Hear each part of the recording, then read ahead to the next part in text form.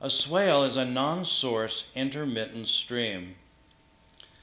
It used to be in the Central Valley that there was a series of hills and swales, and so when it rained, the water would run off the hills and run into the swales, and the swales would all interconnect into creeks and streams and finally the rivers. It was part of the riverine system that drained this entire valley.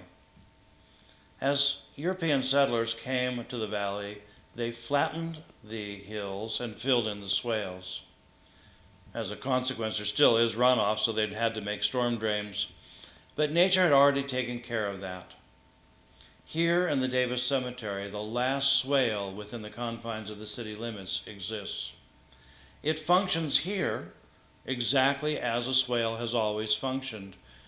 The topography of our cemetery drains virtually all of the rainwater and some of the irrigation water into the swale, where it then drains back into the earth and refreshes the aquifer.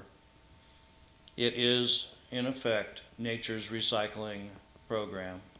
We have restored the swale.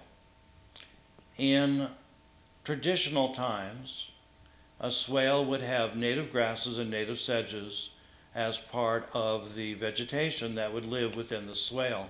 Not knowing what specific sedges or grasses were in this particular swale, we chose to plant those sedges and grasses that could have been here. So as an educational process, people can come and see different examples of different sedges and different grasses that actually would have been in a swale in this area.